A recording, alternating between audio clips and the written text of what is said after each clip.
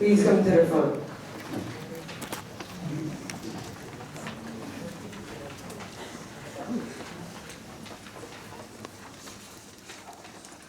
So why don't we start, Mr. Takanori Okamoto? Ladies and gentlemen, the text of his speech is on page 36. His speech is Inaugural Address of John F. Kennedy, January 20th of 1961. Please get started when you're ready. We observe today not the victory of party, but a celebration of freedom, symbolizing an end as well as a beginning, signifying renewal as well as change. For I have sworn before you and Almighty God the same solemn oath our forebears prescribed nearly a century and 3/4 ago. The world is very different now, for man holds in his mortal hands the power to abolish all forms of human poverty and all forms of human life. And yet the same revolutionary beliefs for which our forebears fought are still at issue around the globe. The belief that the rights of man come not from the generosity of the state, but from the hand of God. We dare not forget today that we are the heirs of that first revolution. Let the word go forth from this time and place to friend and foe alike, that the torch has been passed to a new generation of Americans, born in this century, tempered by war, disciplined by hard and bitter peace, proud of our ancient heritage, and are willing to witness or permit the slow undoings of those human rights to which this nation has always been committed, and to which we are committed today, at home and around the world. Let every nation know, whether it wishes us well or ill, that we shall pay any price, bear any burden, meet any hardship, support any friend, oppose any foe, to assure the survival and the success of liberty.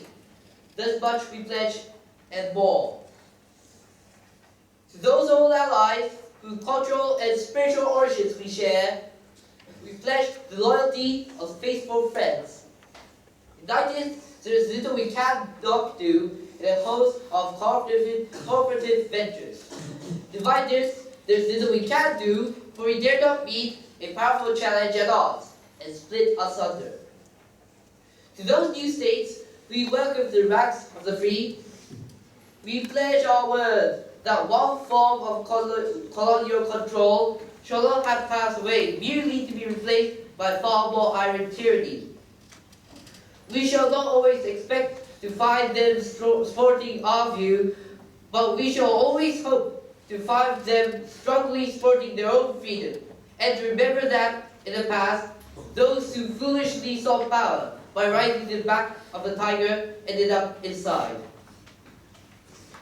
To those people in the huts and villages of half the globe struggling to break the bonds of mass misery, we pledge our best efforts to help them help themselves, for whatever period is required, not because the communists may be doing it, not because we seek their votes, but because it is right. If a free society cannot help the many who are poor, it cannot save the few who are rich. To our sister republics south of our border, we offer a special pledge to convert our good words into good deeds, in a new alliance for progress, in assisting free men and free governments, in casting off the chains of poverty. But this peaceful revolution of hope cannot become the prey of hostile powers. Let all our neighbors know that we shall join them to oppose aggression or subversion anywhere in the Americas. And let every other power know that this hemisphere intends to remain the master of its own house. To that World Assembly of Sovereign States, the United Nations, our last best hope, in an age where the instruments of war has far outpaced the instruments of peace, we renew our pledge of support. To prevent it from becoming merely a forum for invective, to strengthen its shield of the new and the weak, and to enlarge the area in which its rightly run. Finally, to those nations who make themselves our adversary, we offer not a pledge but a request that both sides begin anew the quest for peace before the dark powers of destruction, unleashed by science, engulf all humanity in planned or accidental self-destruction. We dare not tempt them with weakness, for only when the arms are sufficient beyond doubt, that we can be certain beyond doubt that they will never be employed. But neither can two great and powerful groups of nations take comfort from present cause. Both sides overburdened by cost of modern weapons, both rightly alarmed by the steady spread of the deadly atom, yet both racing to alter the uncertain bounds of terror that stays in the hand of mankind's final war. So let us begin anew. Remembering on both sides that civility is not a sign of weakness and sincerity is always subject to proof. Let us never negotiate out of fear, but let us never fear to negotiate. Let both sides explore what problems unite us, instead of belaboring those problems which divide us. Let both sides, for the first time, formulate serious and precise proposals for the inspection and control of ours, and bring the absolute power to destroy other nations under the absolute control of all nations. Let both sides seek to evoke the wonders of science instead of its terrors.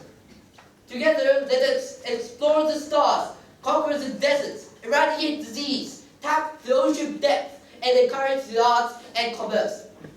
Let both sides unite to heed in all corners of the earth the command of Isaiah, to undo the heavy burdens and let the oppressed go free. And if a beachhead of cooperation may push back the jungle of suspicion, let both sides join in creating a new endeavor, not a new balance of power, but a new world of law, where the strong are just and the weak secure and the peace preserved. All this will not be finished in the first 100 days, nor will it be finished in the first 1,000 days, nor in the life of this administration, nor even perhaps in the lifetime on our planet. But let us begin. In your hands, my fellow citizens, more than mine, rests the final success or failure of our cause. Since this country was founded, each generation of Americans has been summoned to give testimony to its national loyalty. The graves of young Americans, who answered the call to service around the globe. Now the trumpets summon us again, not as a call to bear arms, though arms indeed, not as a call to bear battle, though in battle we are, but as a call to bear a burden of a long, twilight struggle, year in and year out, rejoicing in hope, patient in tribulation, a struggle against the common enemies of man, tyranny, poverty, disease, and war itself. Can we forge against these enemies a grand and global alliance, north and south, east and west, that can assure a more fruitful life for all mankind? Will you join in that historic effort? In the long history of the world, only a few generations have been granted the role of defending freedom in its hour of maximum danger. I do not shrink from this responsibility. I welcome it. I do not believe that any of us would exchange places with any other people or any other generation. The energy, the faith, the devotion to which we bring to this endeavor will light our country and all who serve it. And the glow from that fire can truly light the world.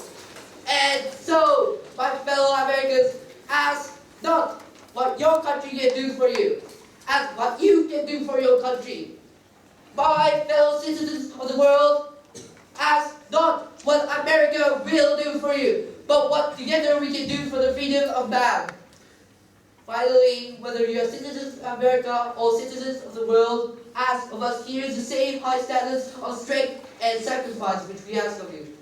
With a good conscience, our only sure reward, with history, the final judge of our deeds, let us go forth to lead the land we love, asking His blessing and His help, but knowing that here on earth, God's work must truly be our own. Thank you.